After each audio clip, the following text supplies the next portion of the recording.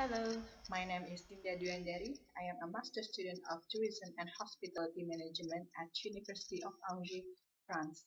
This video is a response regarding to FITE topic Tourism and Sustainability, the future we want. As one of the world's largest industries, tourism is often given a major economic, sociocultural, and environmental impact for a region. It could have a positive and negative side at the same time. Our tourism condition today is the result of the choices that has been made by our ancestors and our grandparents. But it doesn't mean we have to be afraid to make changes and decisions. Time never stops, so we cannot stop to innovate and to develop.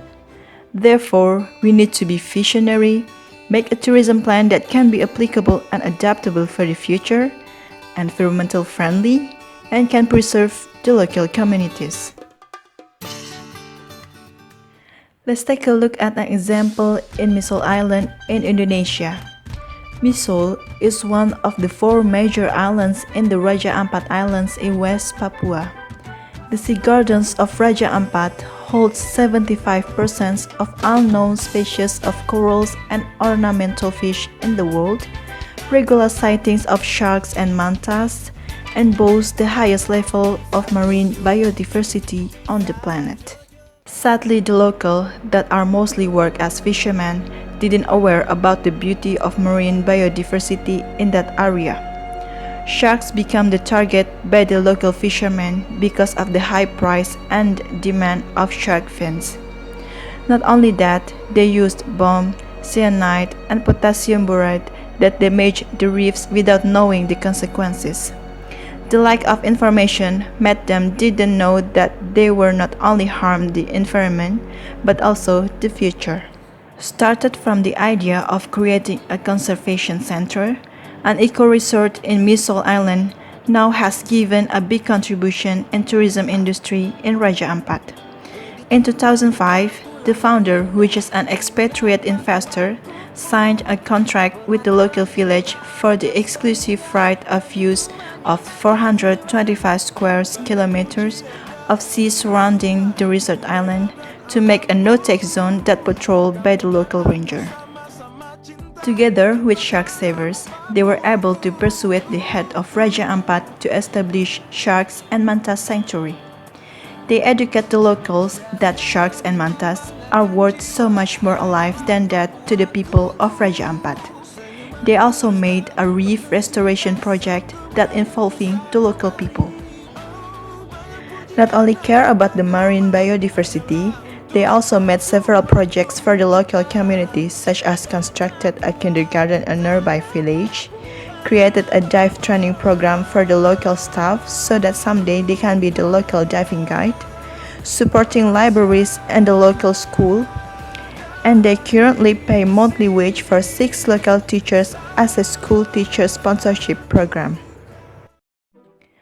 Of course, they face many obstacles through their process. As we know, the founder team is a group of foreigners, so they face bigger problems such as local administration, law, and language barrier that is very important to establish a mutual trust and respect between the local and the investor. But with their limitation, they managed to construct their eco-resort from scratch using eco-friendly materials.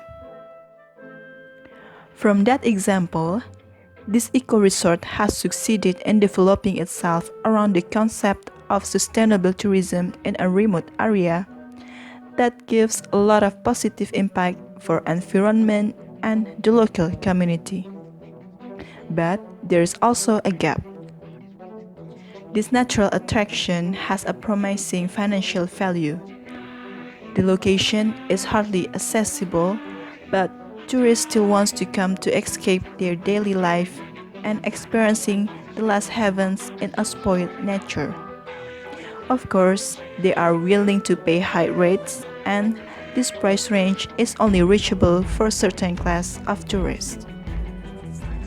This resort is a concrete example of the application of sustainable tourism. If this kind of tourism successfully work in a remote area, maybe we can also develop the same project in other regions as an alternative of mass tourism. With sustainable tourism, you are not only developing a local economy, but also preserving the environment for a better future.